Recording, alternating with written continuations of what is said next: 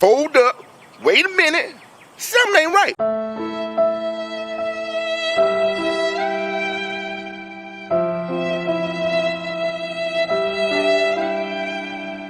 Supergirl is bracing to lose $100 million. Oh, but the question remains, could it have been the marketing? Don't like that one bit. I need a lot of those. Maybe Supergirl taking her PR lessons from Rachel Zegler. I think that what makes this film so beautiful is that it's not centered around a man, it's not centered around love at all. Right. Should probably go both ways. Because she doesn't live inside the binary of what we think a woman should be. Maybe it was the fact that the lead was pissing off the right people. In a Variety article, she said, "I guess women know that this is just how it always been, unfortunately." Alcock adds, and it's from a lot of people whose profiles have no photo, who are burner accounts, or someone's name and then dad of for Christian, which is hilarious to me. But I mean, whose opinion do you really care about? If you're pissing the right kind of people off, you're doing okay. Or maybe it was the fact that the movie and script just kind of blew. No? But in fact, it's not that at all, because the New York Times blames misogyny for Supergirl crashing at the box office.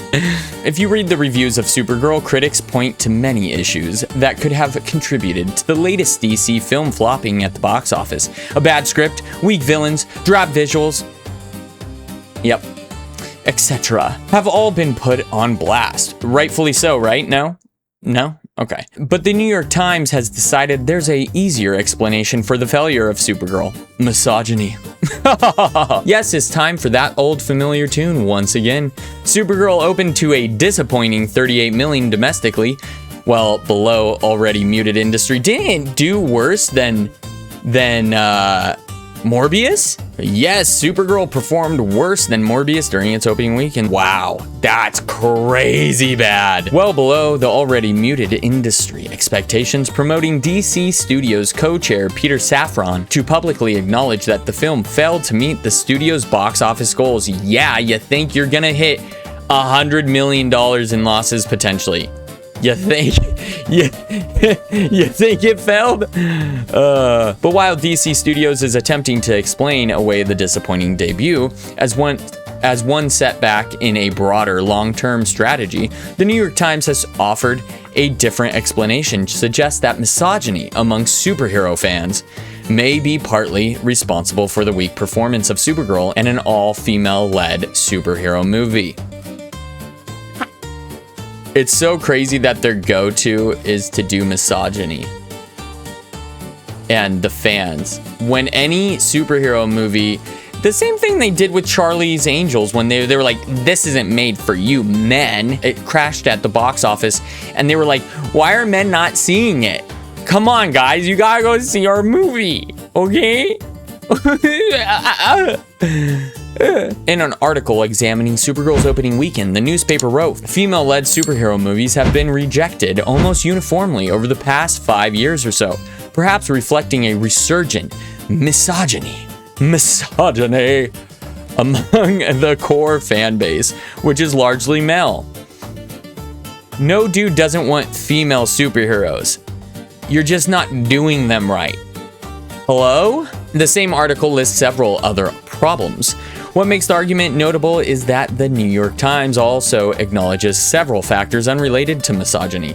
The paper notes that Supergirl received a rotten rating on Rotten Tomatoes, earned a B- CineScore from opening night. Dude, the audience across the board, the critics were ripping this apart. So it's not just the fans.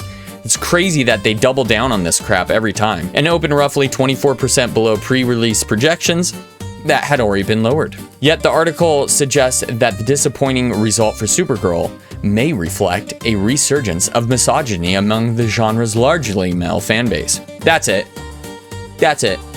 It's misogyny. Yep. You guys nailed it. Wonder Woman demonstrated audience will embrace female superheroes. One of the biggest challenges to the Supergirl misogyny argument is DC's own history. Patty Jenkins' Wonder Woman became one of the studio's biggest modern successes, earning more than $820 million worldwide, while receiving strong reviews and enthusiastic audience support. Yeah, exactly. It's almost like it's not misogyny. It's almost like it's a bad movie. The New York Times argues that the film became the largest target of an online campaign before it ever reached theaters. The largest? I think Snow White has you beat there, bud. Weird. Before its release, Supergirl became caught up in a now familiar cycle of online abuse, with some fanboys, not the fanboys, people who are fans of something, how dare they? Fanboys attacking Millie Alcock's casting and appearance. I don't understand why wanting people to look like the character is upsetting to others. Warner Brothers executives said they were surprised by both the ferocity of the backlash and its reach, believing the culture had evolved past the sort of campaign. The backlash was so ferocious because we're done with it. We've been done with it. And that's why the backlash is getting so intense, is because we keep telling the movie industry, the entertainment industry as a whole, that we don't want these things, and they keep pushing it on us. It's the consumer saying, we don't want these things. We don't want to watch these movies. I mean, it could have been, if it was a good movie, it probably would have done fine. Like, that's the shocker. That's the real, oh my gosh, we're done with that. We've been done with that. I don't know why that's so hard. Hello? And man, if this is the birth and death of the DCU in one fell swoop, it will be impressive. Will be impressive. You know, at this time, you gotta think Henry Cavill's thinking, man, I was so lucky to be fired.